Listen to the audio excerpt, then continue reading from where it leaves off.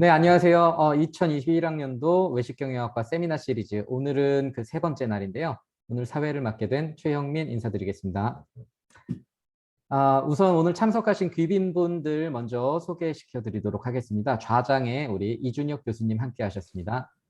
반갑습니다. 그리고 오늘 토론자로 이 영산대학교 호텔경영학부의 김은정 교수님 함께 해주셨습니다. 반갑습니다. 네, 그리고 오늘 윤여영 교수님 또 함께 자리를 해주셨습니다. 안녕하세요. 네, 안녕하세요. 네, 그러면은 세미나를 시작하기에 앞서서 우리 이준혁 교수님께 격려사 한 말씀 부탁드리도록 하겠습니다. 네, 저번 학기도 우리 민혜선 교수님께서 와인 특강을 해주셨는데 이번에도 또 우리 학생들을 위해서 와인 세미나를 준비해 주셔가지고 매우 유익할 것 같습니다.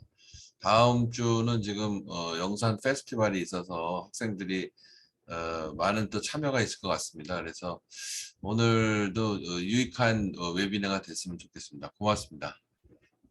네, 감사합니다. 말씀 드렸다시피 오늘 주제는 여러분들 좋아하시는 이 와인과 관련된 내용인데요. 오늘 강연을 위해서 우리 민혜선 교수님께서 함께 해주셨습니다. 이 민 교수님께서는 경희대학교 관광학 석사 그리고 세종대학교 호텔관광경영학 박사를 취득하셨고 경희대학교 관광대학원 산하에 있는 키사 마스터 소믈리에 자격을 취득하신 아주 이 와인계에서는 유명하신 분입니다. 네, 그러면은 우리 오늘 이제 민 교수님의 강연을 한번 들어보도록 하겠습니다. 자, 안녕하세요. 민혜선입니다. 저는 2010년도부터 영산대에서 강의를 하게 되었는데요.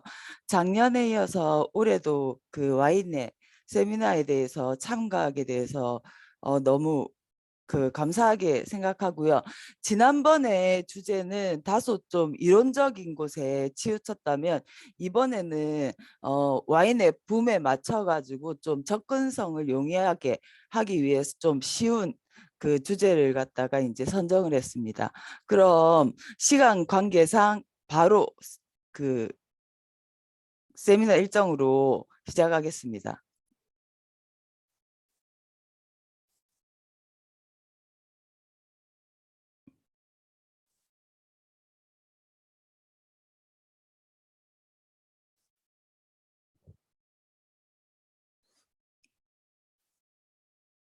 제가 주제를 수입 주류 대세된 와인 그것이 알고 싶다 이렇게 정한 이유는요. 제가 요번에 이 세미나를 주제로 여러 가지 자료를 서치를 했었는데요.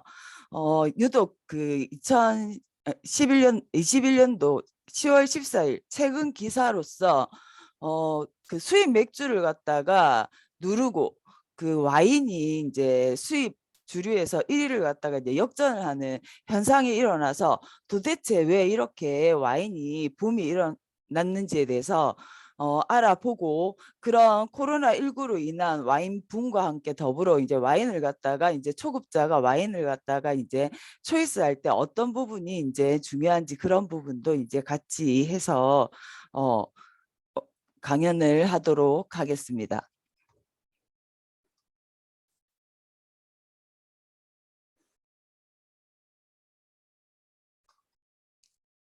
이게 옆으로 안 넘겨지지.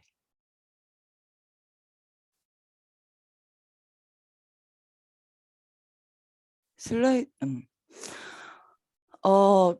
올해 와인 수입이 폭발적으로 많이 늘어났는데 이 수입 규모가 무려 맥주를 갖다 앞서는 정도가 아니라 맥주의 수입 규모가 이제 2배로 넘어섰는데 이러한 붐 현상을 우리나라가 이제 와인을 갖다가 많이 접하게 된 계기가 있었는데 이게 뭐냐면 1991년도에 프렌치 패러독스라고 해가지고 WHO에서 이제 발표한 것을 계기로 해서 전 세계적으로 와인 붐이 한번 일었습니다.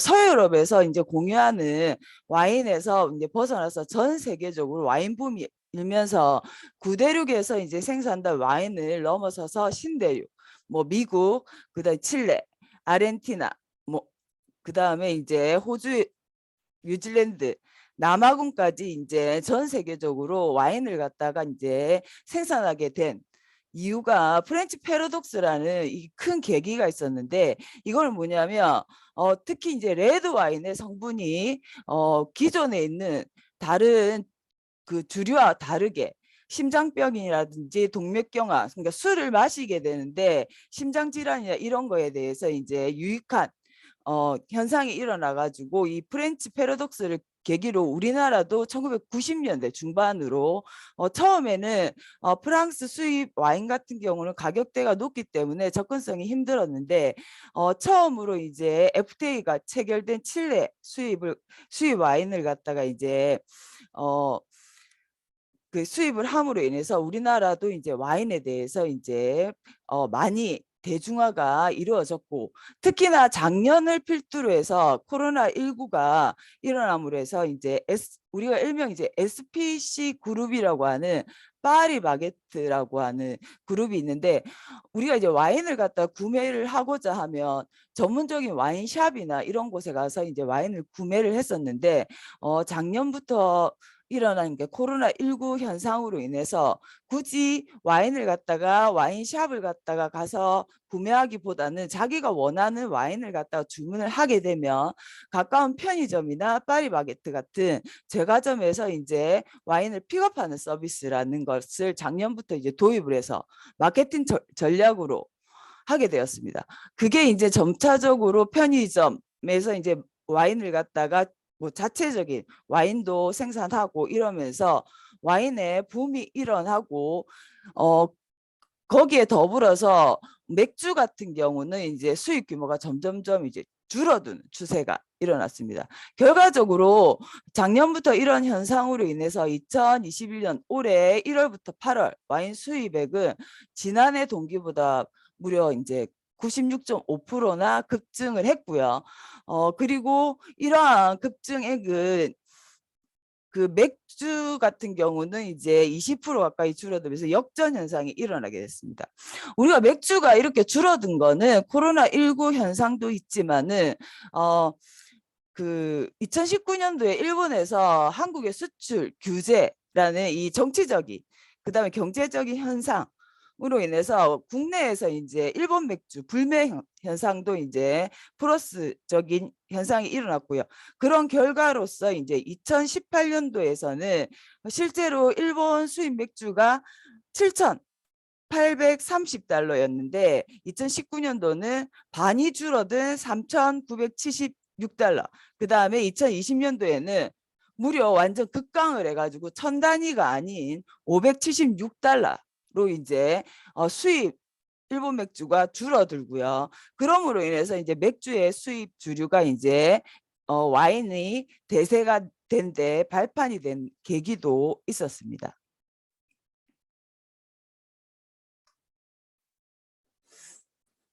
그리고 이렇게 수입을 갖다가 와인의 급증한 이유는 코로나19 사태가 계속적으로 지속이 되다 보니까 우리가 이제 그 술을 갖다 드실 때 집에서 이제 마시는 홈술이라든지 아니면 혼자서 마시는 혼술을 마실 때는 알코올 도수가 비교적 높은 것보다는 비교적 낮고, 그 다음에 이제 좀 즐기는 문화가 장착되다 보니까는 다른 주류보다는 와인이 각광이 되었고요. 그리고 접근성이 어려웠던 와인을 가까운 편의점이나 이런 제과점에서 픽업하는 서비스라는 마케팅 전략과 더불어 작년에는 와인을 갖다가 이제 뭐 백화점이나 대형마트 편의점에서 이제 확대가 되었는데, 올해 같은 경우는 우리가 흔히 보는 홈쇼핑이나 이런 앱을 통해서도 와인을 갖다 픽업할 수가 있고요. 구매할 수가 있고, 그다음에 자기가 원하는 와인을 초이스해 가지고 그 와인을 갖다 구매할 수가 있습니다. 오프라인 상에서 와인을 구매할 때는 우리가 일명 유명한 와인샵에 가더라도 자기가 원하는 와인이 없는 경우가 있습니다. 그런데 자기가 원하는 와인을 갖다가 이제 구매 의사를 이런 온라인상에서 이제 얘기를 하면 그걸 갖다가 가까운 집 앞에서 가까운 편의점이나 제과점에 갖다 놓다는 게 구매하는 사람으로 인해서 이제 접근성이 편하고 이제 구매를 갖다 용이하게 한 게 이제 와인을 갖다가 이제 대세의 주류로 한 계기가 되었고요. 그렇게 되다 보니까 와인이 어렵다는 것보다 가볍게 즐길 수 있고 나하고 먼 곳이 아니구나, 이런 것들이 이제 와인이 대세가 되었습니다. 그래서 예전에는 뭐 사업을 하는 사람이나 전문적으로 이제 뭐 사회생활 좀 지나고 나서 어느 정도 와인을 즐기는, 아니면 우리가 이제 얘기하는 다이닝 레스토랑이나 다이닝 레스토랑에서 이제 와인을 같이 이제 플러스 알파로 즐긴다는 거였는데, 요즘은 MZ 세대라든지, 왜냐하면 비교적 이제 가격대도 많이 낮추고 이러다 보니까 가성비 좋은 와인도 많이 생산되고 이러다 보니까 와인이 대세가 되었습니다. 그리고 주로 수입되는 와인을 갖다가 금액적으로 보면 1위는 당연히 프랑스입니다. 프랑스고 2위는 미국, 그 다음에 칠레, 스페인, 호주 순으로 되는데, 이게 금액적인 게 이제 와인 병의 순서라고 할 수는 없습니다. 왜냐하면 상대적으로 프랑스 와인은 가격대가 좀 높고요.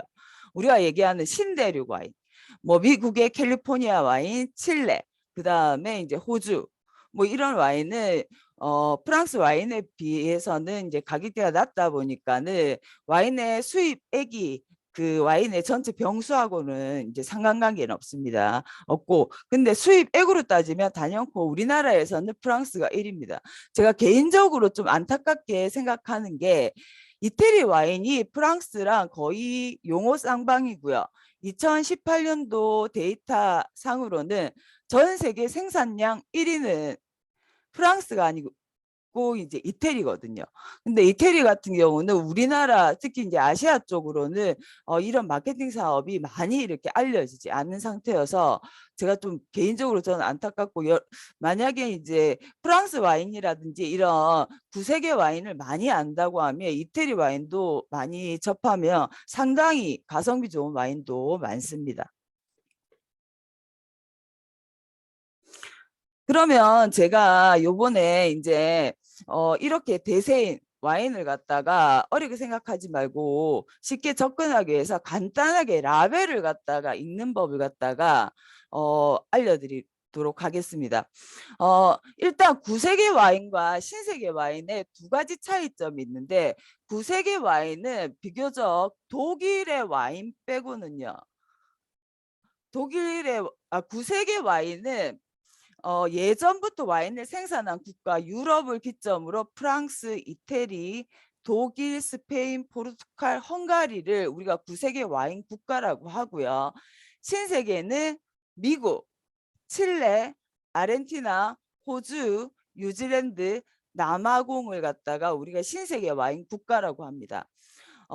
두드러진 특징을 보면 신세계 와인 국가는 라벨에 포도 품종 표시가 거의 돼 있습니다.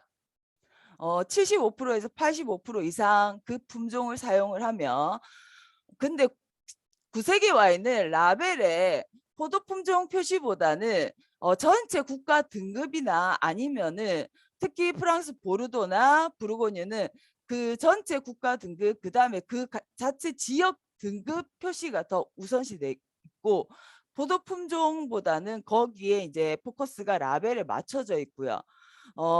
구세계 와인 중에서 그게 하나 이제 예외적인 케이스가, 독일은 대표적인 품종이 딱 하나라고 할 수가 있는데 그 리슬링이라는 화이트 품종입니다. 그러다 보니까 독일은 품종이 좀 표시가 거의 돼 있습니다. 그래서 뭐 예를 들어서 뭐 아우스레제 리슬링 이런 식으로 독일만 구세계에서 예외적으로 표시가 돼 있고, 구세계 와인은 대부분 포도 품종이 표시돼 있지 않고 신세계는 돼 있습니다.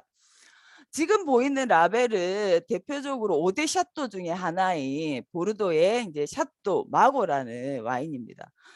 지금 보면 이번에 해당되는 게 샤또 마고입니다. 샤또 마고. 그 다음에 이제 이번에 해당되는 게 그렇고요. 5번이 이제 프리미에 그랑크리 클라스가 보르도 내의 매독의 등급입니다. 여기에 이제 5개의 5대 샤또 중에 하나인 겁니다. 굳이 따지자면 프랑스 전체 와인 등급은 1935년도에 생겼지만 이 보르도의 샤또 등급은 1855년도. 지역 등급이 역사가 더 오래됐습니다. 오래됐고, 그 다음에 중요한 사항 중에 하나가 8번인데요. 이게 이제 1935년도에 프랑스에서 생긴 전체 와인 등급입니다. 등급인데 아펠라시옹 마구 꽁뜨레라고 해가지고 중간에 O에 해당되는 게 이게 지역이나 지명이 들어가는데요. 이게 2012년부터 AOP로 변경이 되었는데 기존에 우리가 얘기하는 최고급 와인은 변경의 라벨을 아직도 쓰지는 않습니다. 그래서 예전 등급, 지금 등급을 같이 병행해서 알고 있는 게 가장 좋습니다. 그래서 그렇게 보시면 되고요. 뭐 보통 일반적인 와인은 750ml고요. 우리가 얘기하는 아이스, 언포도로 만든 아이스 와인은 그 반 정도 용량 375고요. 헝가리의 토카이 와인만 500ml 이렇게 보시면 됩니다. 그리고 이거는 샴페인인데 제가 샴페인 이 라벨을 올릴 이유는 샴페인은 우리가 라벨을 보고 알 수 있는 게 이게 스위트한 와인이다, 드라이한 와인이다를 알 수가 있습니다. 그게 뭐냐면 지금도 여기 보면 로랑베리엥 해가지고 지금 브리 이렇게 나와 있습니다. 이게 뭐냐면 드라이하다 이런 뜻입니다. 브리. 그리고 두라고 적혀 있으면 스위트하다. 그래서 라벨만 보고 이거는 식전 와인, 드라이한 와인이나 테이블 와인으로 드시면 좋겠다라고 이렇게 그냥 라벨만 보고 파악을 할 수가 있습니다. 그래서 상식적으로 뭐 외울 필요까지는 없지만 엑스트라 브리 색은 거의 드라이한 와인이라고 보면 되고요. 데미색 두 이렇게 라벨에 보면 스위트하다 이렇게 보시면 되고, 참고로 샴페인은 프랑스 쌍파뉴 지방에서 생산된 스파클링 와인만 샴페인이고요. 우리 라벨에 이렇게 철사로 꽁꽁 묶인 거는 샴페인밖에 없습니다. 다른 거는 스파클링 탄산 기압이 5기압 이하기 때문에 굳이 코르크 마개를 이렇게 꽁꽁 묶어져 있지는 않고요. 그냥 코르크 마개로 닫혀져 있고 터트릴 수 있는 스파클링 와인은 샴페인밖에 없습니다. 그래서 우리가 뭐 샴페인 터트리자 이렇게 하고, 그래서 스파클링 와인 이꼴 샴페인은 절대 아닙니다. 그 스파클링 와인 안에 샴페인이 들어가는 거라고 보시면 되고요. 그 다음에 이게 대표적인 캘리포니아 라파빌리라는 와이너리의 이제 우드비리지 로버트 몬답이라는 와인인데, 지금 맨 밑에 보면 지금 3번에 해당되는 게 이제 까베르네 소비뇽 이렇게 돼 있습니다. 이게 이제 포도 품종입니다. 대표적인 레드 와인 포도 품종인데 미국 같은 경우는 75% 이상 포도를 까베르네 소비뇽을 사용을 했으면 이렇게 라벨에 그 포도 품종을 표기할 수가 있습니다. 표기를 할 수가 있고, 참고로 지금 빈티지가 그의 수확한 포도를 의미를 하는데, 미국 같은 경우는 빈티지를 이렇게 쓸 수 있으면 거의 95% 이상, 거의 100%를 그의 수확한 포도를 써야지만 라벨을 표시를 할 수가 있습니다. 그래서 구세계 와인은 등급의 중요성이 있다고 하면 신세계 와인은 포도 품종, 그 다음에 빈티지가 연도가 중요한 게 아니라 그 포도를 썼다 안 썼다가 이제 의미에서 라벨에 표시를 하고요. 그 다음에 와인을 초이스할 때는 상표 위주로 이렇게 지역 뭐 이런 거보다는 상표 위주의 이제 마케팅을 한다고 보시면 됩니다. 거의 신세계 와인 국가는 75%에서 85% 사이 포도 품종을 썼을 때 포도 품종을 표기할 수 있고요. 그렇지 않을 때는 표기하지 않거나 아니면은 세 가지 포도 품종을 표기하는 경우도 있습니다. 뭐 그런 경우는 호주라든지 칠레 뭐 그런 경우는 해당 사항이 있습니다. 그 다음에 이제 우리가 일명 얘기하는 와인과 음식에서 마리아주, 이게 이제 궁합이라고 하는데요. 그래서 제가 이제 코스 요리별 이제 와인의 궁합을 이렇게 쭉 이렇게 했는데 지금 시간이 이렇게 좀 많이 뒤에도 설명할 게 있으니까 간단하게 드시면 안 되는 부분을 갖다가 제가 말씀드리도록 하겠습니다. 우리가 이제 그 에피타이저, 식전의 입맛을 돋우기 위해서 드시는 음식인데, 이때는 우리가 음식을 드시기 전에 사탕이나 이런 거 먹으면 밥맛 떨어진다, 이런 얘기가 예전에도 있었듯이 피해야 될 와인은 좀 그 스위트한 와인은 안 드시는 게 좋습니다.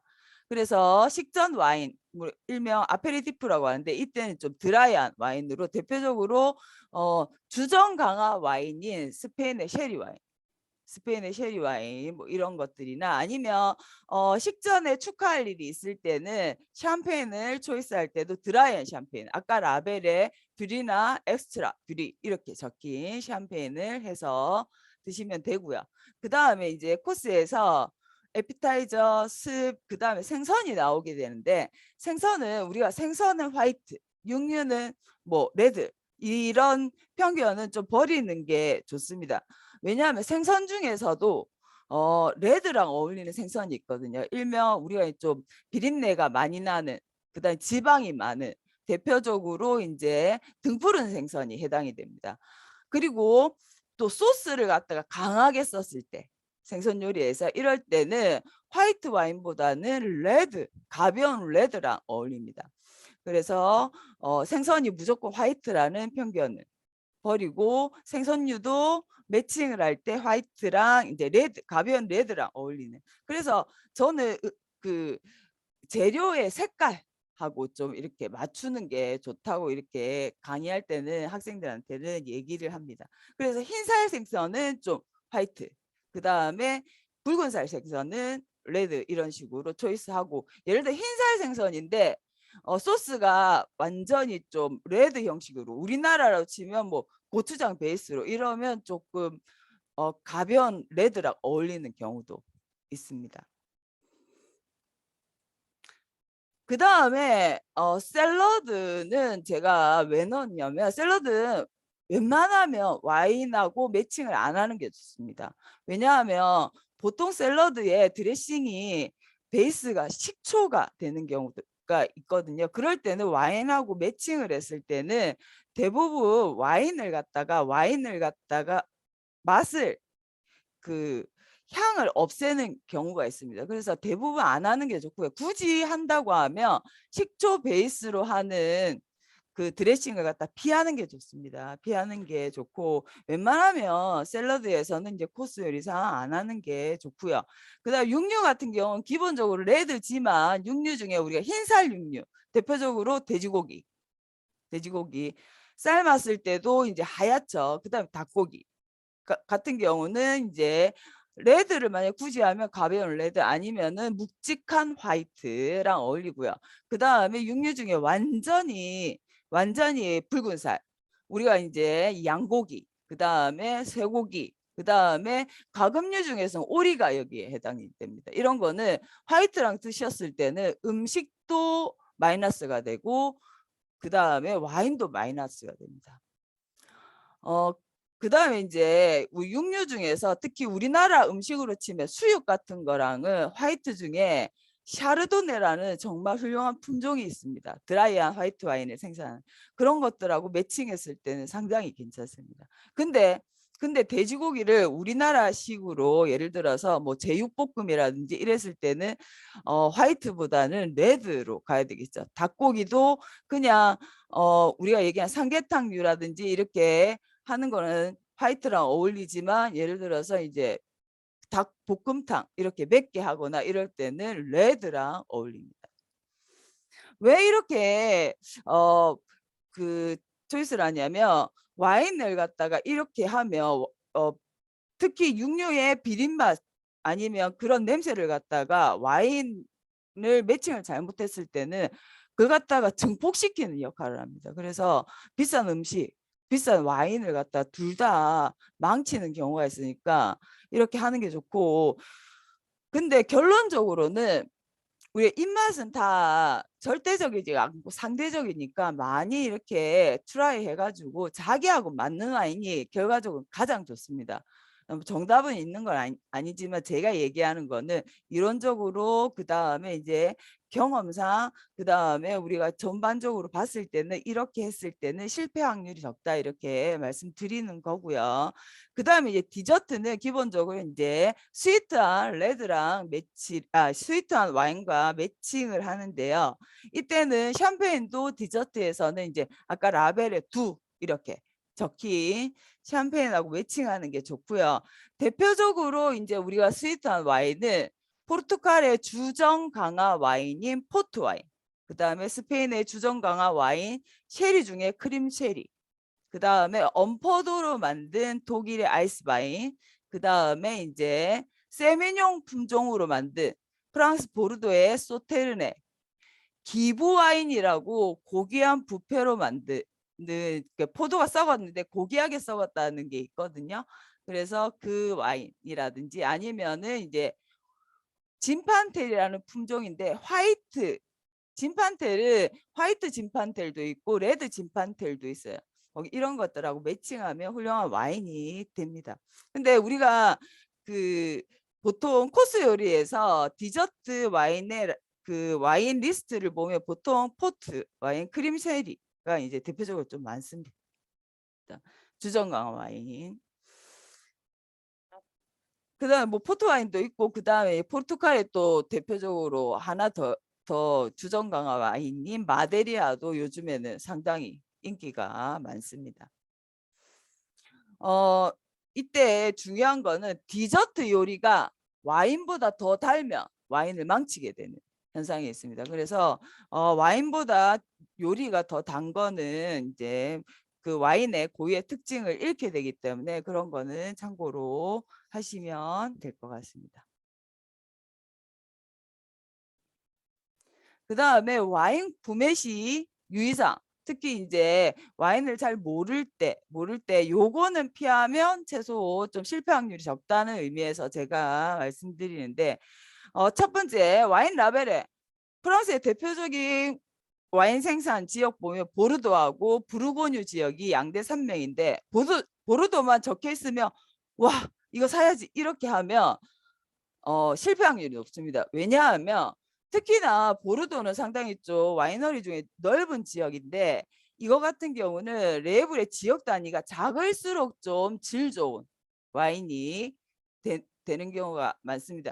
그러다 보니까 보르도 적힌 거는 보르도에서 여기 거 저기 거 다 끌고 모아서 와인을 만드는 경우가 있습니다. 같은 프랑스 와인이라도. 그래서 주질이 안 좋은 와인이 많습니다. 이럴 때는 그냥 같은 가격대 훌륭한 신세계 와인, 미국 캘리포니아, 칠레 뭐 이런 와인을 사는 게 훨씬 더 낫기 때문에 보르도보다는 그 단위가 낮은 예를 들어 보르도 내에서 뭐 메독이라든지 그 지역 단위가 생떼밀리옹이라든지 지역 단위가 낮은 단위로 초이스하는 게 좋고요.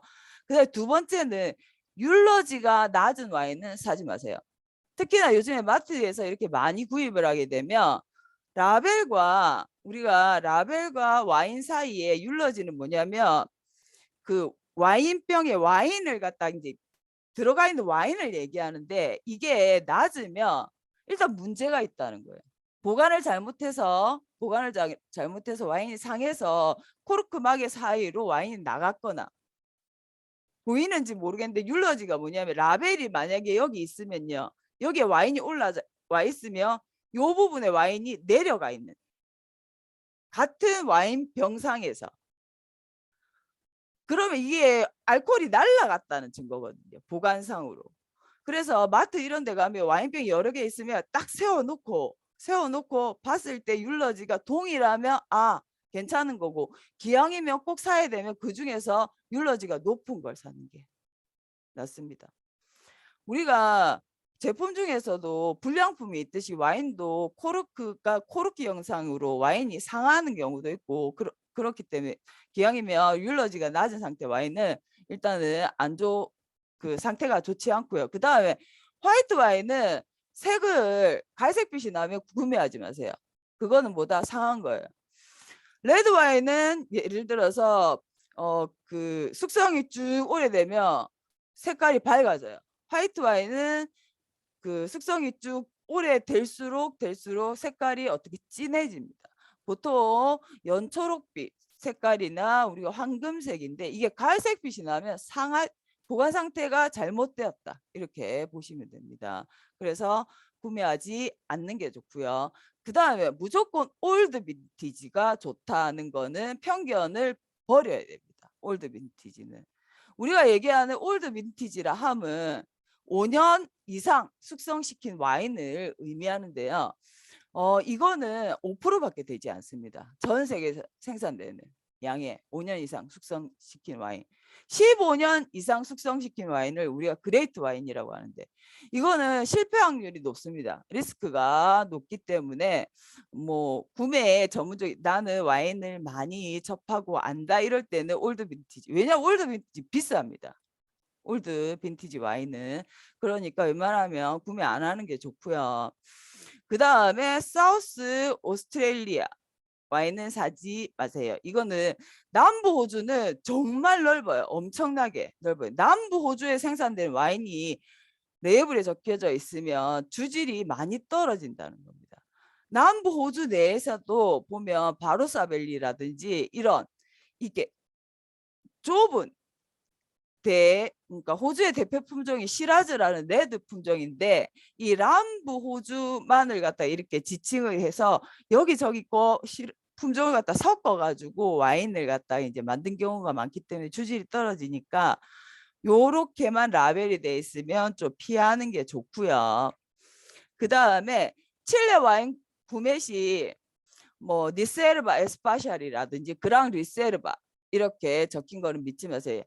그 칠레산에 보면 숙성 정도에 따라서 오크통에서 몇 년 이상 뭐 이렇게 숙성시키면 리세르바를 부여하거나 리세르바 에스파샬 뭐 그랑 리세르바 이게 뭐냐면 우리나라 위스키로 치면 17년산 21년산 그런 의미인데 그렇게 해놓고 가격을 올려요. 같은 와인이어도.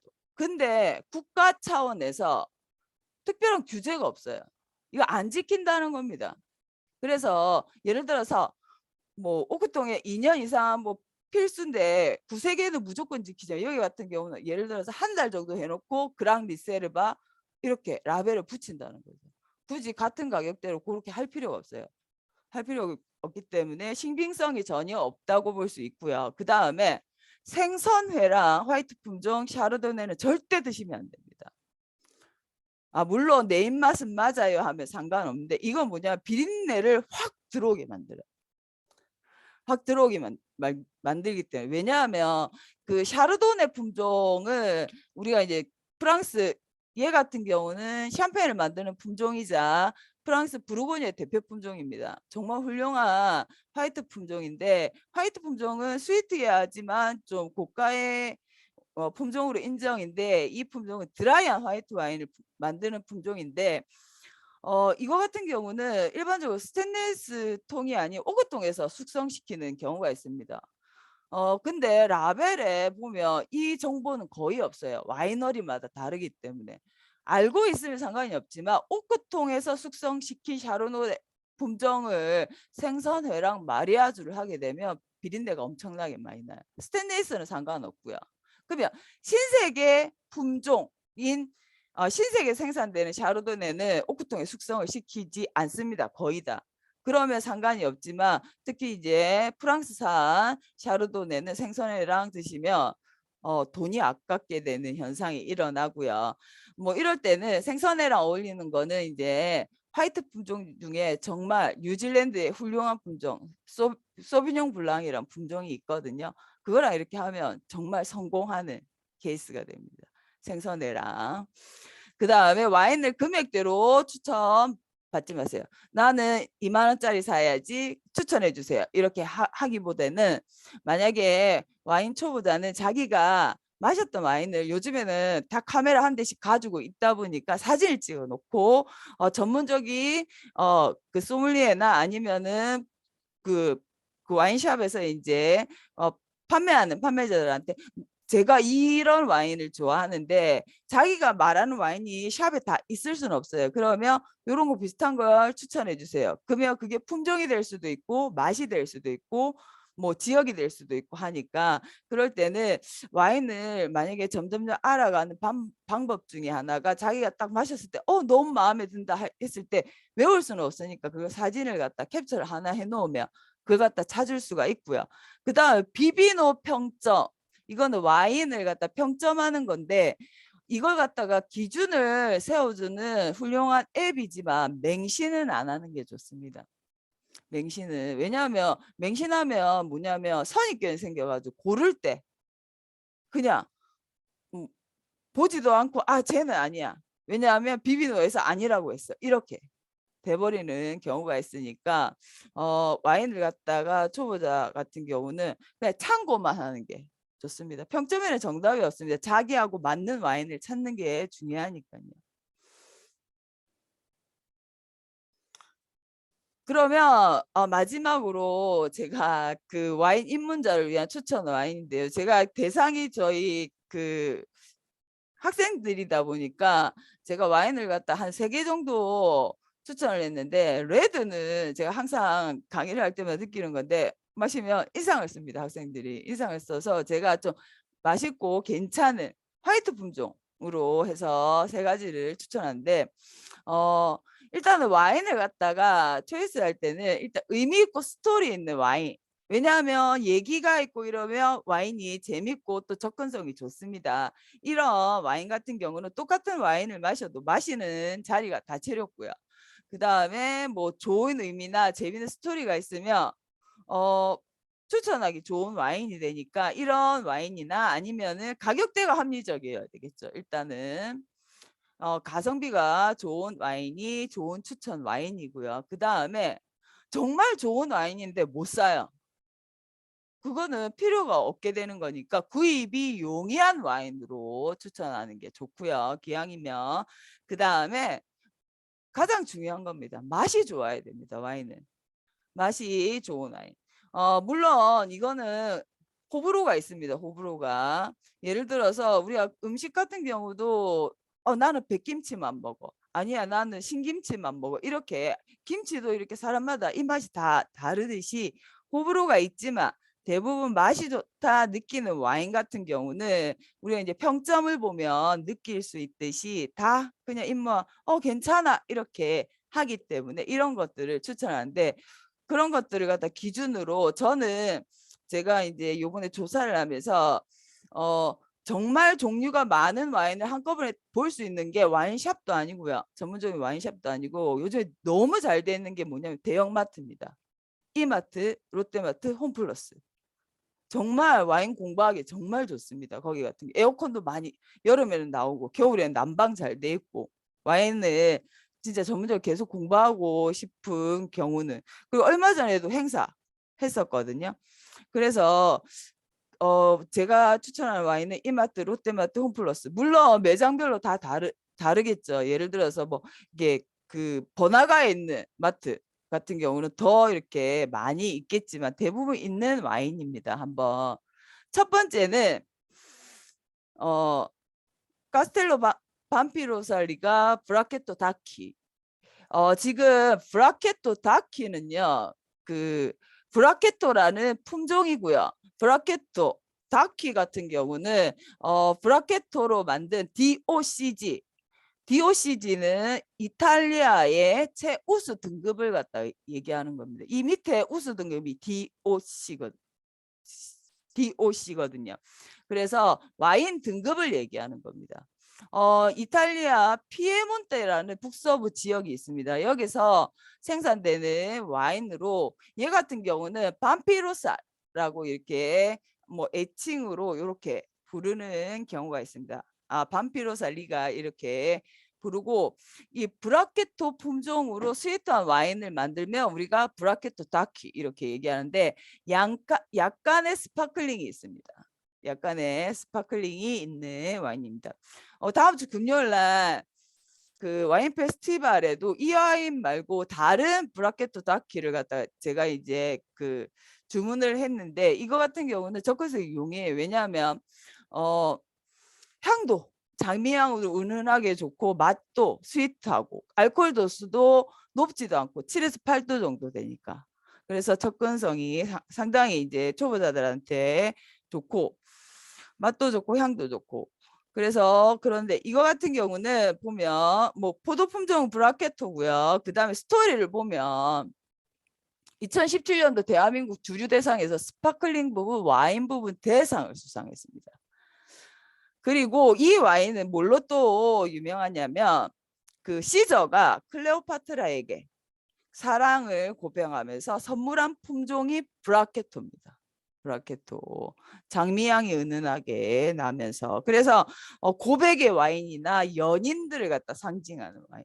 그래서 그 뭐 100일 기념이라든지 뭐 이럴 때 제가 예전에 2011년도 2년도 정확하게 기억 안 나는데 어떤 남학생이 교수님 샤르도네로 스위트한 품종을 추천해 주세요. 학생이 그랬어요. 그래서 제가 샤르도네는 스위트한 게 없고 제가 모스카토 품종이나 이 브라케토를 여친이랑 같이 마셔 보면 왜냐 가격대도 안 높으니까 그러고 나서 이제 학생이 그 뒤에 교수님 진짜 맛있더라면서 이렇게 얘기했던 경우가 있었는데 이거 같은 경우는 가격은 2만 원대고요. 2만 원대 달달하고 탄산이 있으니까 좋고요. 그 다음에 식전 와인으로는 좋지 않습니다. 왜냐하면 스위트하기 때문에.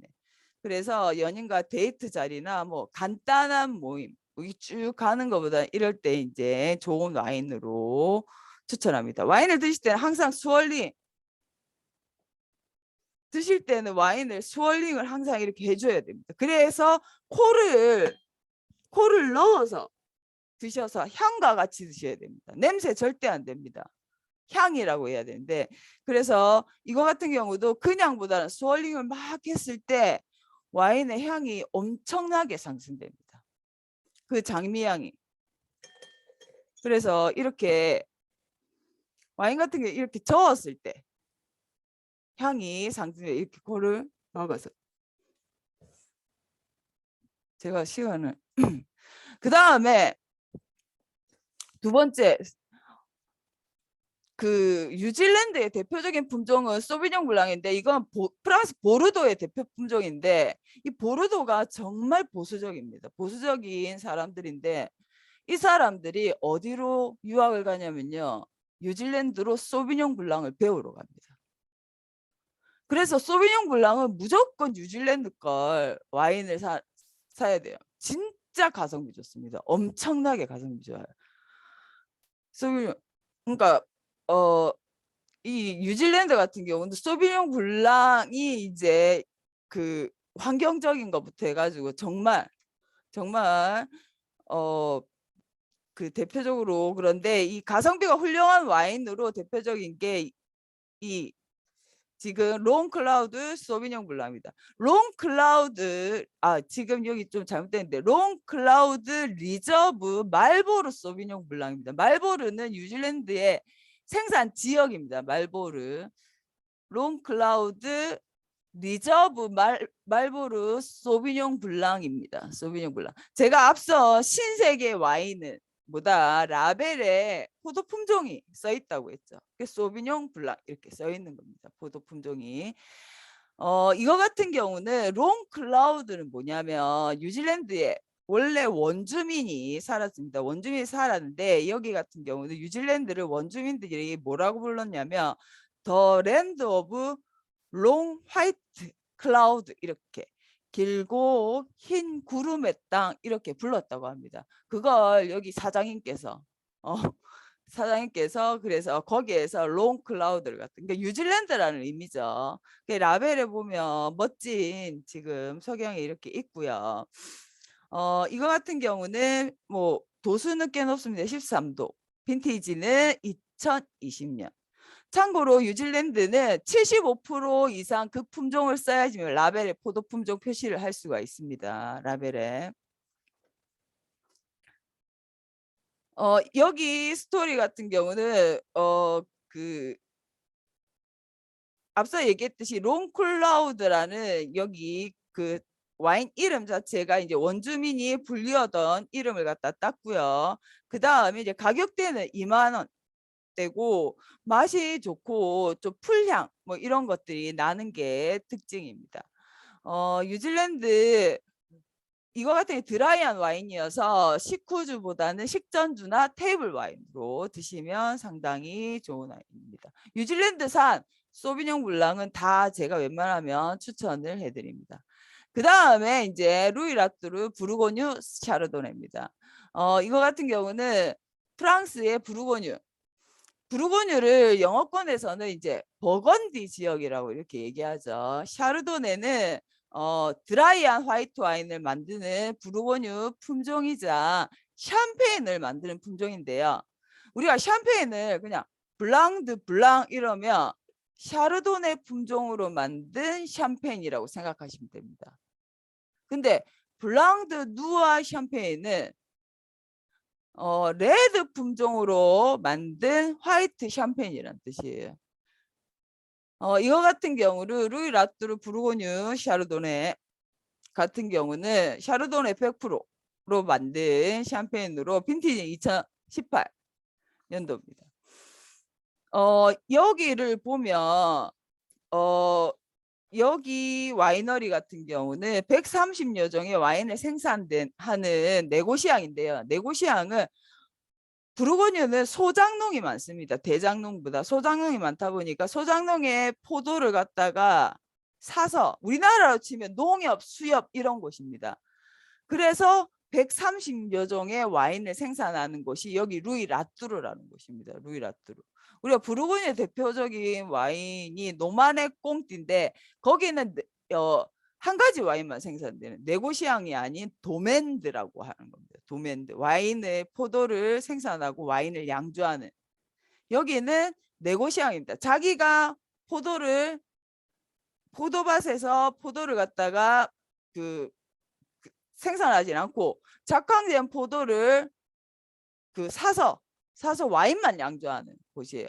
그래서 와인을 130여 종 생산하고 여기는 이제 1797년도에 창립한 곳입니다. 가족 경영으로 지금 7대째 운영하는 곳입니다. 특징이 뭐냐면 프랑스 와인 치고 되게 가격대가 낮아요. 가성비가 좋은 와인이라는 거죠. 부르고뉴 샤르도네인데 가격대가 낮다. 3만 원대입니다. 상당히 낮죠. 그 다음에 신세계 샤르도네가 아니고 나는 오크통에 숙성시킨 샤르도네가 먹고 싶은데 돈은 별로 없다 그러면 이걸 추천한다는 거죠. 다른 샤르도네는 좀 비싸니까 그래서 선택할 수 있고 샤르도네는 흰살 생선 특히 굴, 오이스터랑 상당히 잘 어울리는 오크통에 숙성시킨 거는 생선에는 피하는 게 좋습니다. 그래서 제가 여기까지 준비를 했는데 다소 중간중간에 버벅대고 부족한 부분이 있었는지 모르겠지만 뭐 이 부분이 조금이나마 도움이 됐으면 하고요. 이렇게 알려드리고 싶은 부분은 되게 많았는데요. 생각보다 시간도 그렇고 해서 뭐 개인적으로 궁금한 게 있으면 언제든지 저한테 여쭤보면 알려드리도록 하겠습니다. 여기까지 발표를 마치고 궁금한 점 있으면 질문 부탁드리겠습니다. 네, 정말 좋은 강연 잘 들었습니다. 네, 그러면 우리 김은정 교수님께 우리 토론자로서 한 말씀 부탁드리도록 하겠습니다. 네, 민혜선 교수님, 제가 온라인상이지만 민 교수님이 우리 입문자를 위해서 또 우리 학생들을 위해서 얼마나 열정적으로 와인에 대해서 강의를 하셨는지 온라인상으로 선 넘어서 저 또한 느낄 수 있었습니다. 훌륭한 강의 감사드리고요. 지금 민 교수님께서 입문자를 위한 아주 좋은 와인들을 추천을 해주셨는데 혹시나 우리 입문자들이 물론 와인을 좋아하고 이러면은 괜찮은데 혹시 조금 와인을 잘 못 마신다거나 이런 분들은 마시고 남은 와인을 하루에 다 오픈을 해서 못 마시는 경우가 있어요. 그러면은 이 마시고 남은 와인을 다음날 마셔도 되는지, 그리고 혹시 다음날 마셔도 된다면 어떻게 잘 보관을 하면은 그 처음 오픈했을 때랑 맛이 똑같게 좋은 와인을 마실 수 있는지 방법을 좀 알려주시면 감사하겠습니다.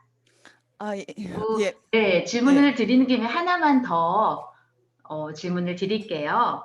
자, 그리고 두 번째는 이제 교수님께서 너무 좋은 와인도 많이 추천을 여러 나라별로 뭐 이태리 와인, 프랑스 와인, 신대륙 와인들을 추천을 해주셨는데, 우리가 입문자들은 와인을 마실 때 이제 와인에 있어서 이 빈티지가 중요한 거는 아는데, 이 빈티지를 볼 때마다 이게 지금 마셔도 되는지 아니면은 조금 뒀다가 마셔야 되는지 모르는 경우가 있어요. 제가 듣기로는 이 빈티지 차트에 이런 뭐 그해 빈티지에 따른 점수들이 있다고 들었어요. 이런 거를 활용을 해서 어떻게 와인을 마시는 시기를 잘 결정해서 같은 이 금액대에서 좋은 와인을 좋은 시기에 딱 맞게 마실 수 있는지 조금 설명을 해주시면은 우리 학생들에게도 많은 도움이 될 것 같습니다, 교수님. 질문을 너무 많이 드렸죠? 네.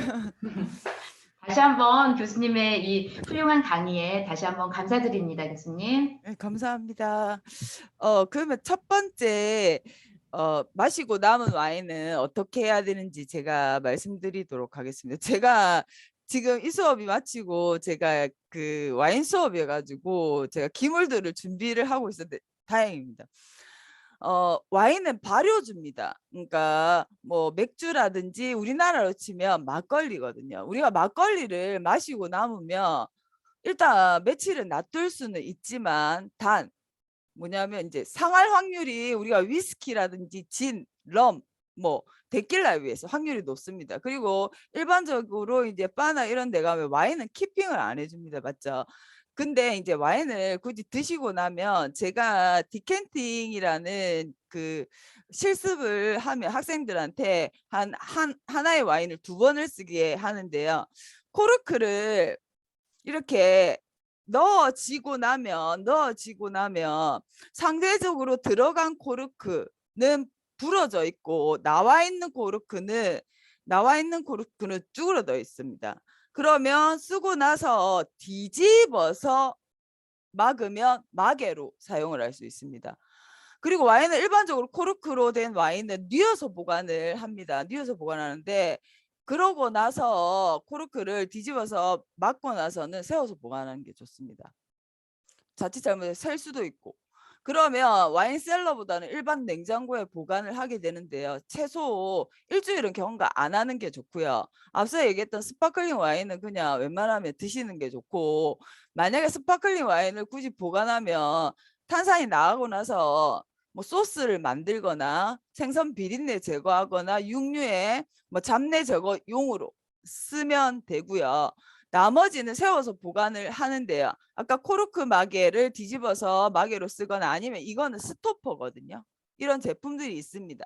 이 코르크가 돼 있고 이런 마개를 쓰거나 해서 세워 놓는데 얘를 꼭 피해야 될 게 뭐냐면 옆에 놔두면 안 되는 게 마늘, 양파, 레몬 옆에는 놔주지 않고 냉장고에 보관해서 최소 일주일 내로 드시는 게 좋습니다. 그래서 뭐 안에 드시도록 하면 되고요. 그래서 뭐 홈술 드시는 분을 레드나 화이트 같은 경우는 한 병을 다 드시면 취할 수도 있습니다. 물론 뭐 그 주량이 좋으신 분은 괜찮겠지만 레드를 갖다가 다 드시고 나면 혀도 막 빨개지고 난리가 나거든요. 한 병을 다 드시게 되면. 물론 음식과 즐기면서 몇 시간에 걸쳐서는 상관은 없죠. 뭐 그러면 이제 예를 들어서 집에 보관을 했다가 그 다음날 식사랑 같이 드시고 이러면 되고요. 그다음 빈티지 같은 경우는 간단하게 설명을 드리면 일단은 신세계 신두력 와인은 빈티지가 안 중요합니다. 빈티지라 하면 포도 작황회거든요. 그의 수확한 포도 작황회를 우리가 이제 라벨 표기를 하는 걸 빈티지라고 얘기합니다. 앞서 얘기했듯이 신대륙 와인 같은 경우는 대부분 75%에서 85% 이상 그의 수확한 포도를 쓰면 빈티지를 쓰는데요. 예를 들어서 2017, 18, 19, 20 섞었으면 빈티지를 못 쓰는 거고요. 근데 신세계 와인 같은 경우는 우리가 쌀농사를 지면 와 올해는 쌀농사 잘 지었네 하는 애가 있으면 뭐 올해는 쌀농사가 흉년이다 못 지었다 하는 것처럼 포도도 작황이 좋은 애가 있고 안 좋은 애가 있는데 신대륙은 거의 없어요. 고릅니다. 그리고 서유럽에서도 특히 보르도가 완전히 들쑥날쑥이에요. 그래서 빈티지 차트는 우리가 소믈리에한테 물어보면 프랑스 보르도 빈티지 차트는 꼭 보고 와인을 사야 된다. 와인을 구매해야 된다. 이렇게 얘기합니다. 빈티지 차트는. 그래서 뭐 신세계 빈티지 차트는 거의 영향력이 없다고 생각하시면 되고 보르도 빈티지 차트는 진짜 중요합니다. 특히나 2002년 그 다음에 2007년 2013년도는 흉작이에요. 흉작이어서 가격대가 같은 와인이어도 2배 차이 나는 경우도 있습니다. 뭔 모르고 하다가 박아 있을 수도 있고. 그래서 보르도 같은 경우 해양성 기후이기 때문에 정말 좀 그 변동이 심해요. 특히나 그게 뭐냐면 이제 봄설이나 우박이라든지 아니면은 예를 들어서 이제 그 일조량이 그러니까 비가 너무 많이 와가 흐린 날씨가 계속 일어나면서 포도가 당도가 못 올라가는 경우가 보르도가 많다는 거예요. 보르도가. 그래서 보르도 같은 경우는 앞서 얘기했던 2007, 2002년, 2013년도는 흉작이고요. 그 쉽게 설명할 또 5회 배수에는 무조건 좋아요. 보르도는 희한하게 2005, 2010, 2015, 2020년은 좋고요. 그 다음 2014년도부터는 거의 93.4점 다 이상입니다. 평점이. 그렇게 된 계기가 뭐냐면 신세계처럼 물이 모질란다 그러면 그런 부분을 갖다 딘패스를 해줬어요. 와이너리에서. 예전에는 그냥 자연적인 환경에서 해야지 좋은 와인이다 이랬던 보수적인 거에서 좀 변화되기 시작했고 또 하나는 뭐냐 지구 온난화로 인해서 이게 기후 환경대가 바뀌면서 빈티지가 이렇게 영향력이 조금씩 없어지기 시작했습니다. 이상기온으로 인해서. 그래서 빈티지 같은 경우는 프랑스 보르도는 상당히 중요하고 구세계는 웬만하면 뭐 독일, 이태리 또 마찬가지 보는 게 좋고요. 신세계는 영향력이 거의 없다고 생각하시면 됩니다. 질문 감사합니다, 교수님. 네, 네, 교수님, 민 교수님 아주 초보자도 알기 쉽게 아주 설명 쉽게 잘 해주셔서 너무 감사합니다. 교수님 고생하셨습니다. 감사합니다. 네, 그러면은 우리 학생들 중에 질문을 받고 싶은데 시간 관계상 네, 이제 마칠 시간이 다 됐어요. 오늘 와인 입문자를 위해서 와인에 대해 쉽고 또 재밌게 알려주신 우리 민혜성 교수님한테 다시 한번 감사하다는 말씀 전해드리고요. 또 좋은 질문으로 토론 이끌어주신 우리 김은정 교수님, 그리고 귀한 시간 함께 해주신 우리 이준혁 교수님과 윤여현 교수님께도 감사하다는 말씀 전해드리고 싶습니다. 그리고 무엇보다도 오늘 참석한 우리 외식경영학과 학생들한테도 감사하다는 말씀 전해드리면서 오늘 외식경영학과 세미나 시리즈 그 3번째 이야기를 마치도록 하겠습니다. 모두들 감사합니다. 수고하셨습니다. 고생하셨습니다. 감사합니다. 수고하셨습니다. 수고하셨습니다.